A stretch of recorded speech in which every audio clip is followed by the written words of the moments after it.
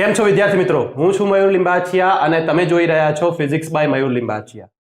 તો ચલો વિદ્યાર્થી મિત્રો શરૂ કરીએ આજનો આ વિડિયો લેક્ચર, જેમાં આપણે કેપેસિટરના શ્રેણી અને સમાંતર જોડાણ માટેના જે દાખલા તમારા ગુજરાત બોર્ડની અંદર તથા જે નીટ અને જીમાં પૂછાય છે તેને આપણે અહીંયા કેટલાક દાખલાઓને સોલ્વ કરીશું અને હું તમને એ દાખલાઓને કેવી રીતે સરળતાથી સોલ્વ કરવા, એકદમ ઇઝીલી કેવી રીતે એને સોલ્વ કરવા એ સમજાવીશ.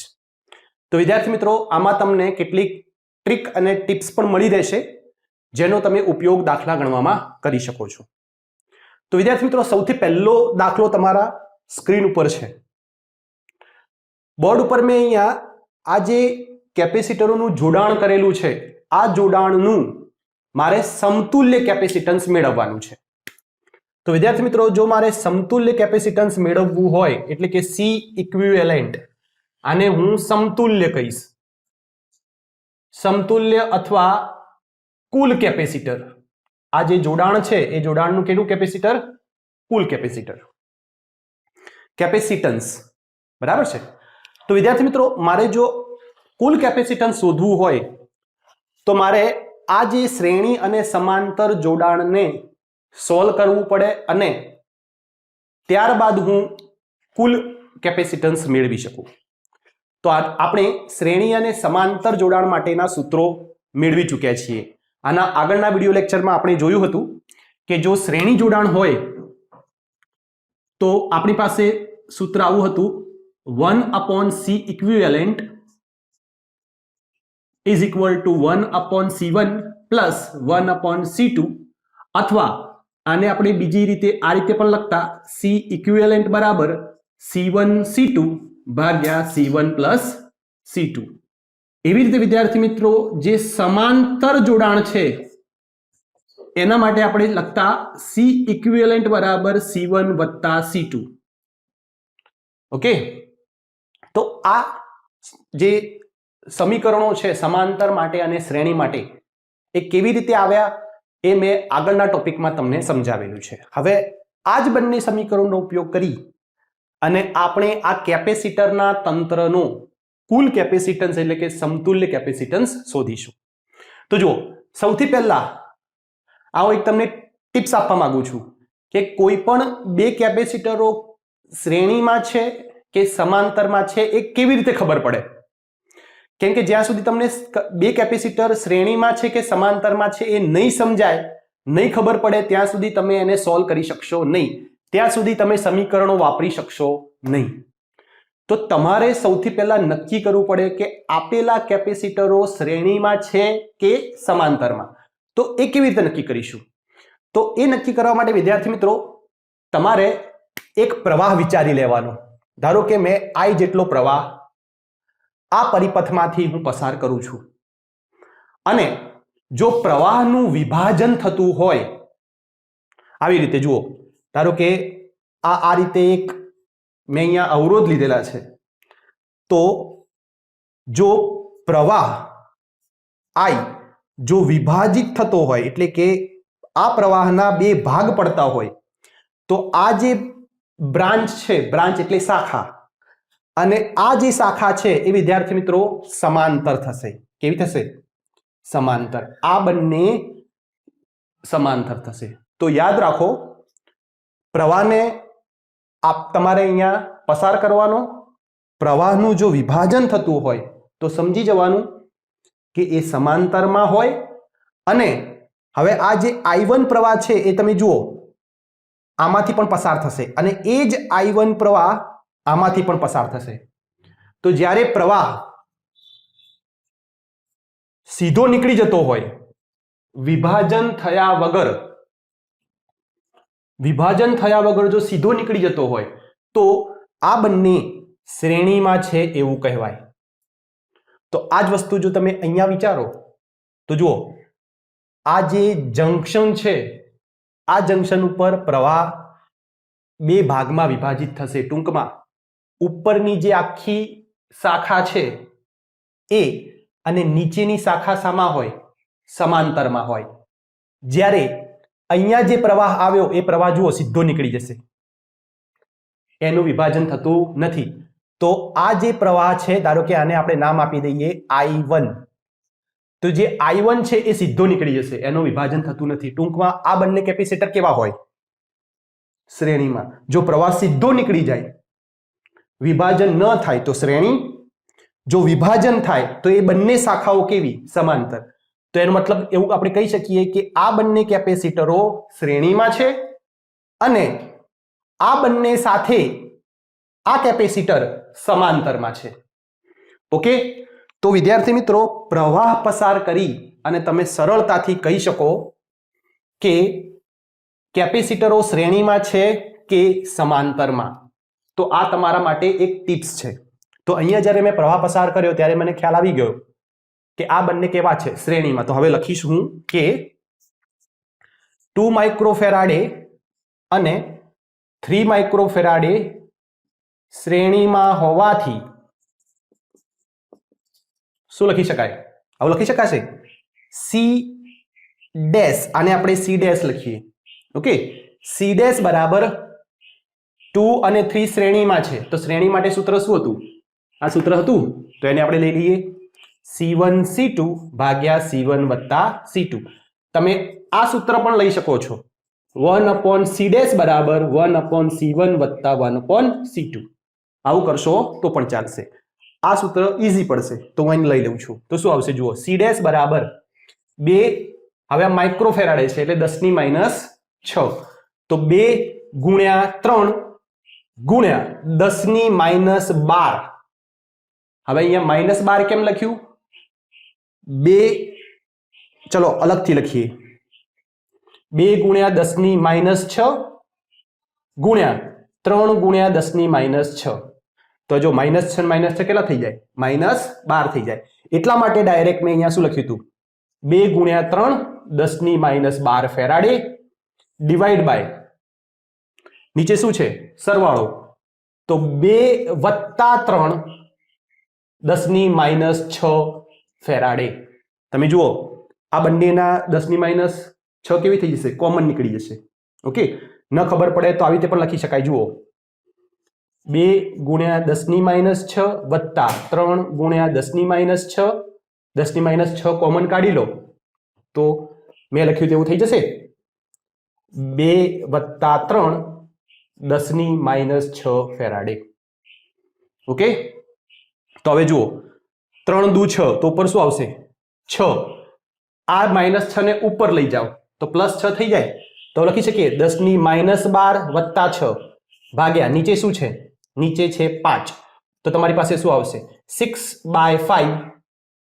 10⁻6 કરો એટલે શું આવશે? ગુણ્યા 10⁻6. -6 ની જગ્યાએ શું લખી શકીએ? 6/5 માઇક્રોફેરાડે. ઓકે, તો હવે વિદ્યાર્થી મિત્રો, આપણને આ શ્રેણી જોડાણ મળી ગયું છે. હવે શું કરવાનું છે? હવે આ જે આકૃતિ છે એને ફરી વાર દોરું છું. જુઓ, આ આકૃતિને હવે આ રીતે દોરું છું.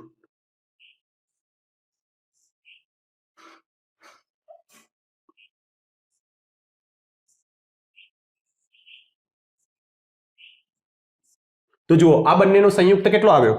સી ડેશ આવ્યો. તો એ લખીએ સી ડેશ બરાબર 6/5 માઇક્રોફેરાડે અને નીચે શું છે? 2 માઇક્રોફેરાડે. 2 માઇક્રોફેરાડે.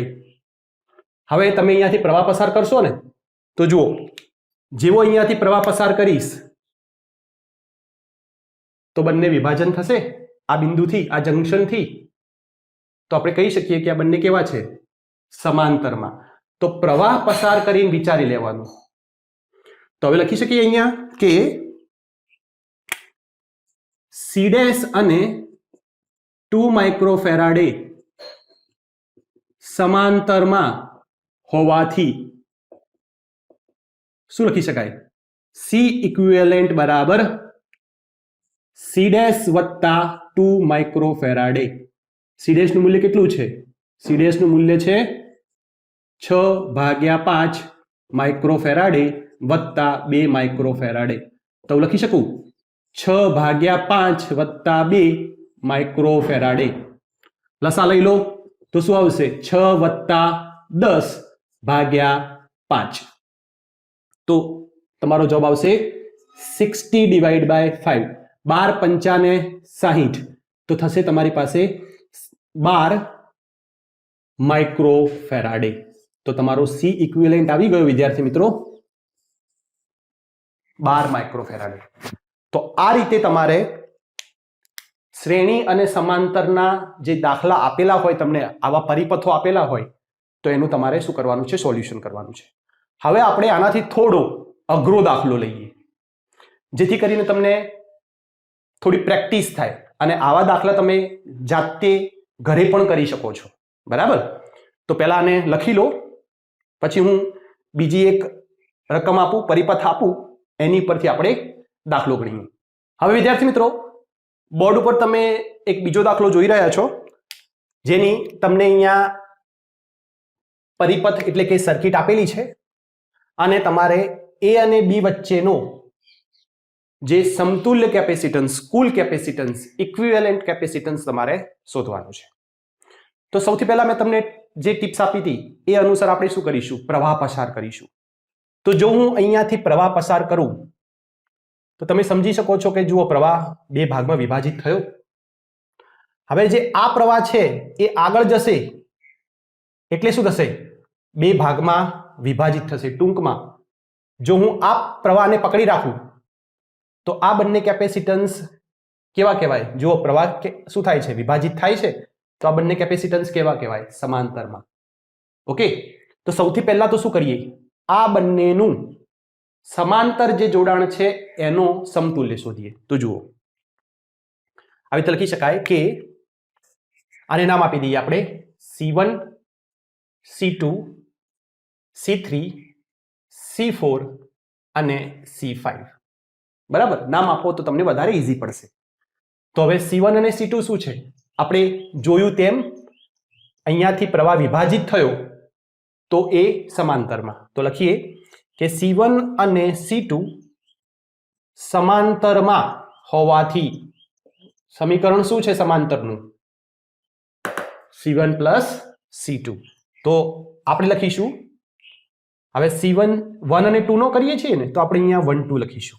1 2 બરાબર એ બંનેનો સમતુલ્ય 1 2 બરાબર C1 વત્તા C2. તો શું થાય? C1 કેટલા છે?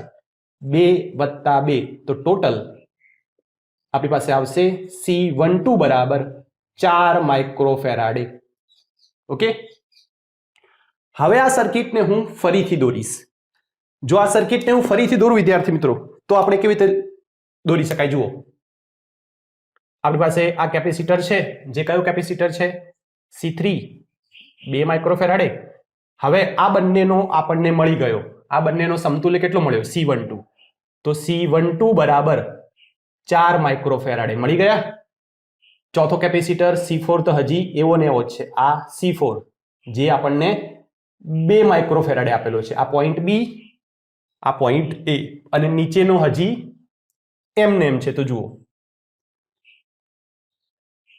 બરાબર? તો કેટલો છે આ? 2 માઇક્રોફેરાડે, અને એને નામ આપ્યું છે C5. તો હવે તમે ધ્યાનથી જુઓ, આ 3 કેપેસિટર કેવા થયા? તો ફરીથી પ્રવાહ પસાર કરો. આ જે પ્રવાહ આપણે પસાર કરીએ તો અહીંયા 2 માં વિભાજન થશે. આ પ્રવાહને પકડી રાખો તો જુઓ, આ પ્રવાહ સીધો સીધો નીકળી જશે, કોઈ જગ્યાએ વિભાજન થતો નથી. તો આ 3 કેપેસિટર કેવા કહેવાય? શ્રેણીમાં કહેવાય. C3, C12 અને C4 શ્રેણીમાં બને. તો સૌથી પહેલા આપણે એનું શ્રેણી શોધી લઈએ. તો જુઓ, આપણે લખીશું કે C3, C12 અને C4 શ્રેણીમાં હોવાથી શું લખી શકાય? C12 આપણે એક કામ કરીએ, આને હવે 1 2 3 4 નથી લખવું, અને C ડેશ લખી દઈએ. તો C ડેશ બરાબર 1. આપણે હવે એક કામ કરીએ, આ સૂત્રનો ઉપયોગ કરીએ, એ આપણા માટે વધારે ઈઝી રહેશે. તો જો 1/C ડેશ બરાબર 1/C3 plus 1/C12 plus 1/C4. Okay, તો ચલો વેલ્યુ મૂકી દો. 1/C ડેશ બરાબર 1/C3 કેટલા છે? C3 આપણી પાસે 2 માઇક્રોફેરાડે. C12 કેટલા છે? 4. તો 2 વત્તા 1/4 વત્તા 1/2.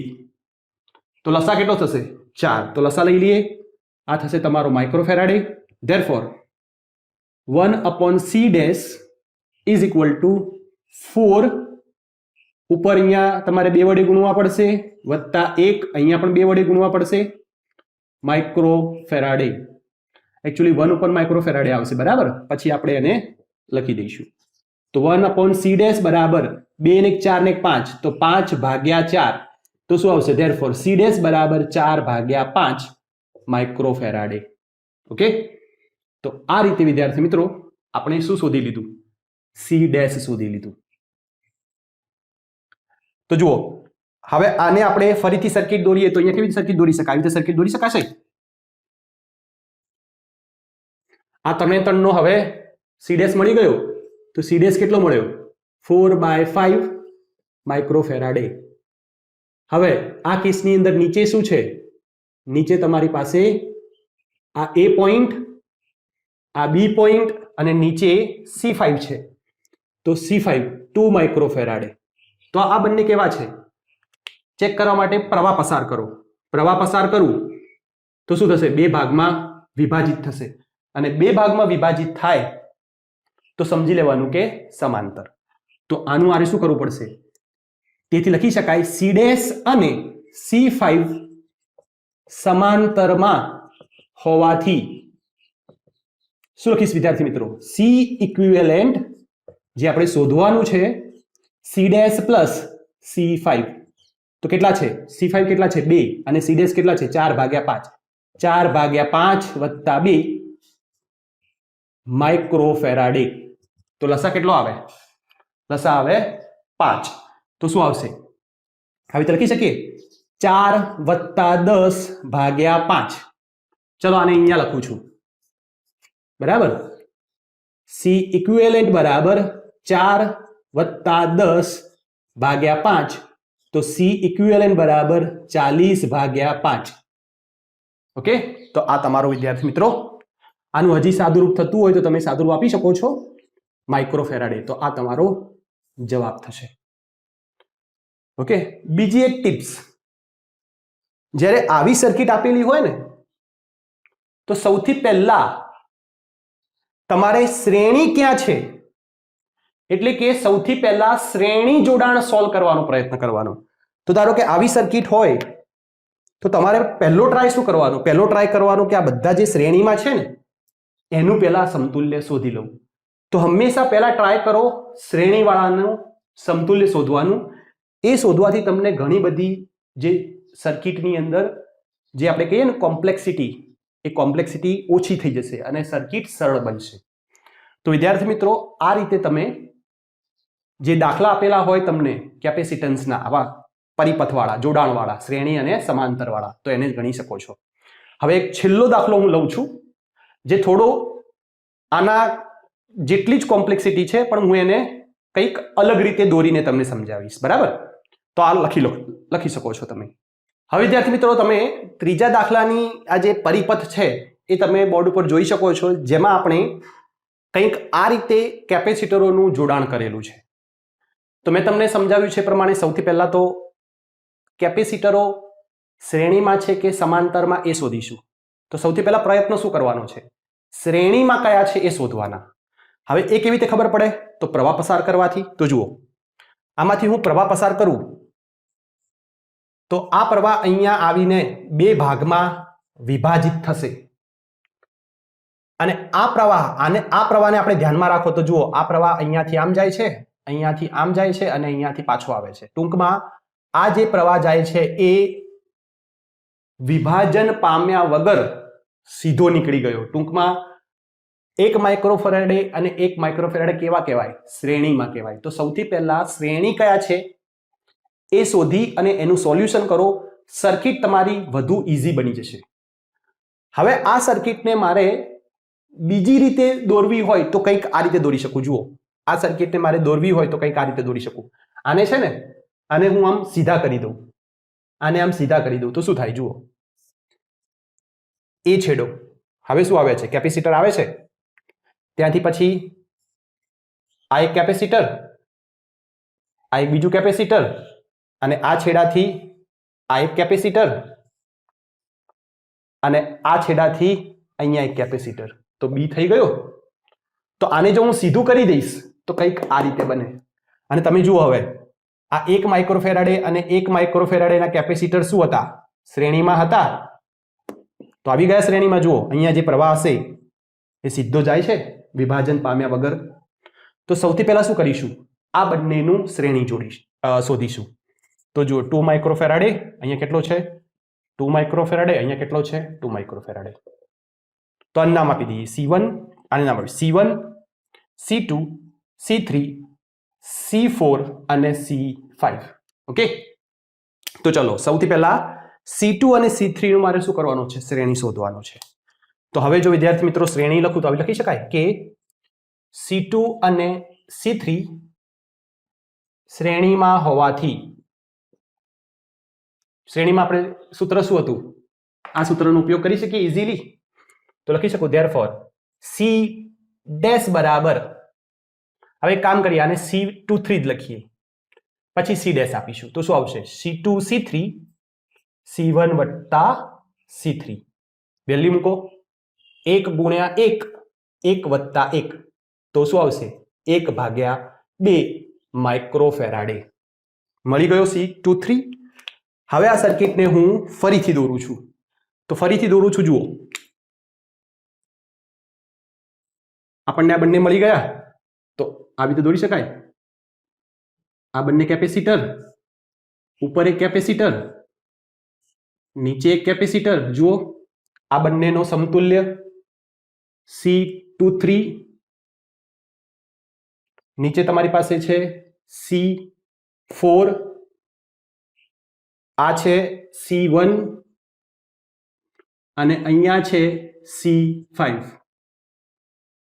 તો હવે વિદ્યાર્થી મિત્રો આમાંથી કયા શ્રેણી અને કયા સમાંતરમાં, તો ફરીથી આપણે શું કરીશું, પ્રવાહને પસાર કરીશું. તો અહીંયાથી પ્રવાહ પસાર કરું તો તમે જુઓ આ જંકશનથી પ્રવાહ શું થાય છે, વિભાજિત થાય છે. વિભાજિત થતો હોય તો ઉપરનો કેપેસિટર અને નીચેનો કેપેસિટર સમાંતરમાં છે એવું આપણે કહી શકીએ. તો હવે C23 અને C4 શામાં છે, સમાંતરમાં. તો લખીએ આપણે અહીંયા કે C23 અને C4 સમાંતરમાં હોવાથી શું કરી શકાય, આવું લખી શકાય C ડેશ બરાબર, સમાંતર માટે સૂત્ર શું છે, C23 વત્તા C4 બરાબર, C23 કેટલા છે આપણે અહીંયા શોધ્યા 1/2 વત્તા C4 કેટલા છે તો જુઓ 2, તો 2 માઇક્રોફેરાડે.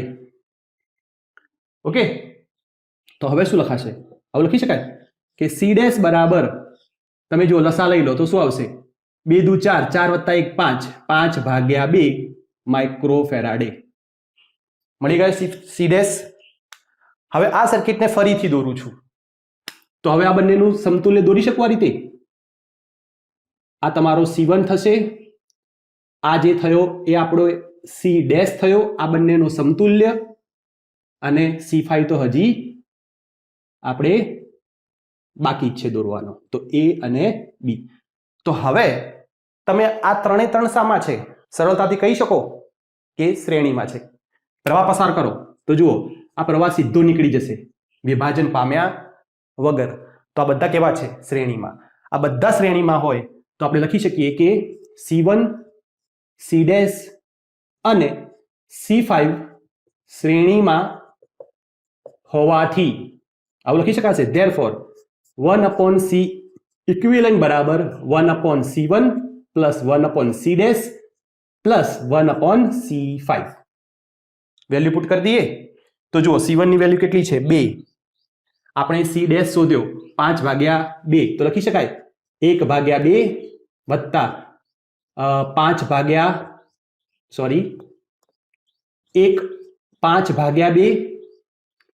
પ્લસ 1 ભાગ્યા કેટલા છે C5 2 માઇક્રોફેરાડે, તો 2. તો આને હું છેદનો છેદ અંશમાં લખી દઉં તો 5/2 ની જગ્યાએ શું કરું છું 2/5 છેદનો છેદ અંશમાં લાવી દીધો. હવે આપણે શું કરીશું લસા લઈશું. તો લસા લેવા માટે શું કરીશું તમને લસાની ઘણી બધી ટેકનિક્સ છે તમને જે ઈઝી પડતી હોય એ લઈ શકાય. તો 5 દુ 10 અને 10 દુ 20 તો 20 લસા લઈ લઈશું બરાબર. હવે આ બંનેના સિવાય 5 દુ 10 તો અહીંયા 10 વડે ગુણી દો તો શું આવશે 10 વત્તા આના સિવાય 2 દુ 4 તો અહીંયા કેટલા વડે ગુણી દો 4 વડે બરાબર વત્તા અહીંયા 5 ચોક 20 થશે તો ઉપર 4 વડે ગુણાય અને આ બંને કરીએ એટલે 5 દુ 10 તો 10. લસા તમે કોઈ પણ રીતે લઈ શકો છો. તો તમારો જવાબ આવશે આનો સરવાળો કરો 1/c ઇક્વિવેલન્ટ બરાબર 10 ને 10 20 ને 4 24 ભાગ્યા 20. તો c ઇક્વિવેલન્ટ કેટલો આવે 20 ભાગ્યા 24. તો આવું લખી શકાય 6 ચોક 24 5 ચોક 20. તો c ઇક્વિવેલન્ટ આવશે 5/6 માઇક્રોફેરાડે. તો વિદ્યાર્થી મિત્રો આ રીતે તમને કોઈ પણ સર્કિટ આપી હોય તમે સરળતાથી એનું સમતુલ્ય કેપેસિટન્સ એટલે કે ઇક્વિવેલન્ટ કેપેસિટન્સ શોધી શકો. 2 ટીપ યાદ રાખજો. શ્રેણી સમાંતર નક્કી કરવા માટે પ્રવાહ હંમેશા દોરી દો. જો પ્રવાહ સીધો નીકળી જતો હોય તો શ્રેણી અને પ્રવાહનું વિભાજન થતું હોય જેમ કે અહીંયા થાય છે જુઓ અહીંયા હું પ્રવાહ પસાર કરું તો અહીંયા અને અહીંયા આ જંક્શન ઉપરથી વિભાજન થયું તો આ શાખા અને આ શાખા શું કહેવાય સમાંતરમાં કહેવાય. અને સૌથી પહેલા શ્રેણી શોધો. સૌથી પહેલા જે બે શ્રેણી હોય કેપેસિટર એને સોલ્વ કરો તો તમને વધુ ઈઝી પડશે દાખલો ગણવો.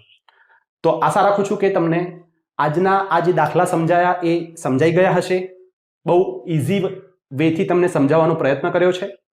જો મારી ટીચિંગ મેથડ પસંદ આવતી હોય તમને મારા હું જે દાખલા સમજાવું છું એ સમજણ પડતી હોય તો પ્લીઝ ચેનલને સબસ્ક્રાઇબ કરો, નોટિફિકેશન બેલ આઇકોન પણ દબાવો અને તમારા ફ્રેન્ડ સાથે આ વિડીયોને જરૂરથી શેર કરો. વિડીયો પસંદ આવતા હોય તો લાઇક્સ પણ તમે જરૂરથી કરજો. હવે આપણે મળીશું નેક્સ્ટ વિડીયો લેક્ચરમાં. ત્યાં સુધી બધા વિદ્યાર્થી મિત્રોને થેન્ક્સ ફોર વોચિંગ. બાય.